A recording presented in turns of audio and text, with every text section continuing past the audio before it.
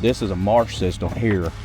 You have a culvert running up under the road here from the lake, and it pushes bait in when the tide's coming in, and everybody fishes this culvert system a lot. There's another one on the other end down there on Sabine Lake, but that's where we're at, over here on Pleasure Island on Sabine Lake, fishing on the North Levee.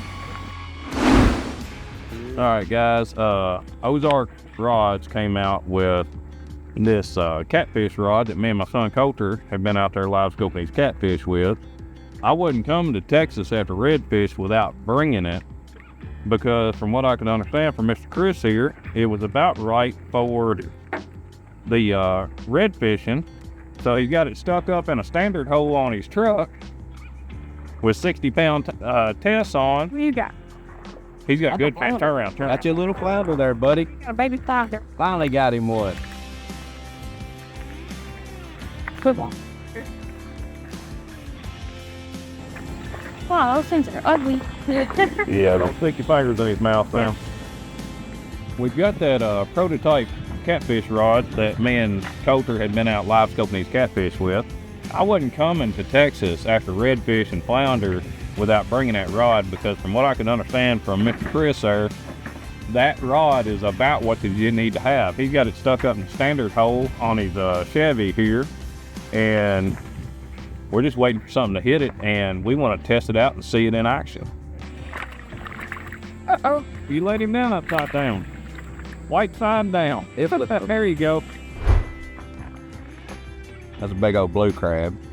Now we're gonna go after some of them after a while, ain't we? We're gonna get some chicken and some string, and we're gonna take it down to the bar ditch and let them kids pull some of these crabs in. Well, I brought a 110 quart cooler. How many crabs do you reckon we can stuff in that? We're allowed, actually in Texas there's no limit, but in Louisiana you're only allowed 12 dozen a person a day. But we're in 12 Texas, dozen? 12 dozen a day. All right, there's 12 dozen for me, 12 dozen for him. But here- I got my wife with Yeah, me. here- Hey, my 3-year-old, does he count? Yes, he can. And here in Texas, down here, you can keep all you want as long as they're 5 inches from horn to horn. They got to be 5 inches to be able to keep them. The females, if they have eggs on them, you have to release them. You're not allowed to keep them. Okay, so you flip them over, check Yeah. for eggs, and then throw them back. Yeah. And you can very clearly see You tell that he's a male. what that dude is identifying as. So he's not confused at all. Yeah. So that's what we're fixing to use for bait. Lost the weight. It don't matter. Let him get another weight. That's a toad right there, boy. Got him. I've never saw a flounder fresh out of the water. Now, I've seen them on the plate, Yeah. but I've never seen them. And you see right here where they have their 2 eyes on that one side. Okay, I saw the one, but it's both. Yeah, both eyes. There's nothing on the back side. look. And when they swim like this. About like a dolphin, but on its side. Yeah, on its side. But that's a stud right there for him. So we'll measure him, but I'm telling you, that right there is a stud. 21. That's a stud. He's thick and everything. I think that was Nick. That's good eating. Jeremy's got him, son. Get that up here. Yeah, there you go. Oh, that's a flounder. There was my line. Broke your line, but he's on the bank. And he is going to be a legal one. Where? Boy, he's a mad one. How do you grab these things? Right here. Oh, got him on the old mag. Got him on that 5-inch mag minnow right there. All right. Like a He is on there now. And there's your string and your... There's my string. I got everything back. Let's throw her down there. My very first flounder right here in Texas. And the mag minnow with a belly weight hook. Yeah, that's one of Guthrie's belly weight hooks. I actually made him special make those for this particular bait because I couldn't find them anywhere. And it worked out. And it worked out good. I knew they'd catch him. 18 and a half. He is legal. What is legal size? 15. 15. We good to go. My first flounder. Now, welcome to Texas. Let's go. And there are alligators out here. Oh, yeah? Yeah, there's actually alligators out here. That guy just hooked up on something right there. Fight bill, whatever it is. Nice flounder. Nope. Red. Redfish. Another red. Now, how big's the red's got to be? They got to be 20. Okay. 20 to 28, and you're allowed 3. There's a slot here in Texas. Guys, Chris was trying to talk me into walking down there and fishing. Then a gator pops up, and then he starts telling me about water moccasins, and here I am in my flip-flop. Now that's a buddy for you right there now. For years, the limits and stuff never changed, and the last couple of years, everything's just been changing. And right now, you can catch flounder and keep them. But come November 1st in Texas, you can't keep a flounder one. November 1st, well, yeah, they're moving. All your flounder in the marsh system, and they're going to start migrating. We get a cold front, they start moving. Get another cold front, they start moving. Come November, they move in flocks.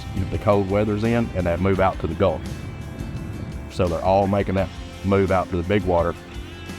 And what they do is Texas shuts down flounder season November 1st to December 15th. And you're not allowed to keep any flounder in Texas.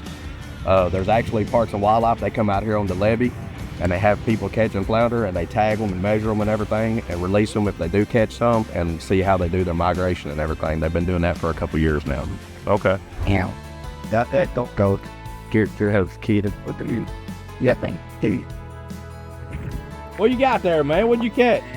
Little crab with no pinchers, a aerator box, and looks like some hemostat. Man, look like you went fishing at Academy or something. Look like somebody had a bad day and lost everything. Oh, yeah. And then you gained it. All right, man. I'm Chris Guthrie. Hey, I'm Mike Eskai. Nice to meet you. Nice to meet you, buddy. Yep. How long have you been fishing this water? This water? Yes, sir. Oh, crap. I guess Chris and I started coming down here about 11 or 12 years ago. Right. We come down. We've been fishing partners for like we said, about 13 years. What would you say is your favorite thing about fishing? Yeah, hooking the fish. The fight. Get a good fight. Especially here, because you never know what you're going to catch. You have any advice to someone who's trying to get into fishing? Just try it. Once you catch one, you're hooked. Once you got one, You got that? Oh, what's that? They are.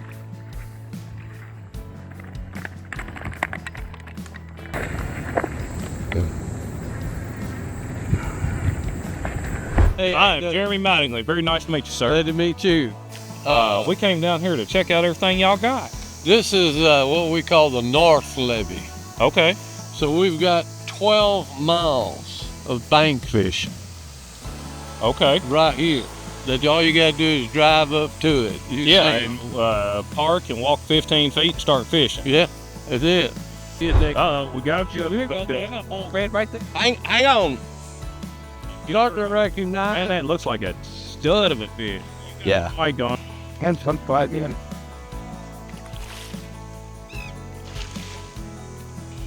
Here, just walk him up to the bank here. Big old black drum. Working my line. that's good now. How big is that? Dude, I got a picture of it. There you go. Oh, that one right there. I'll put that on.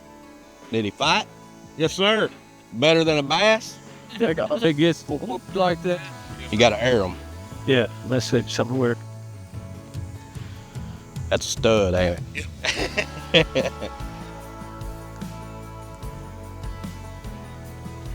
There he goes.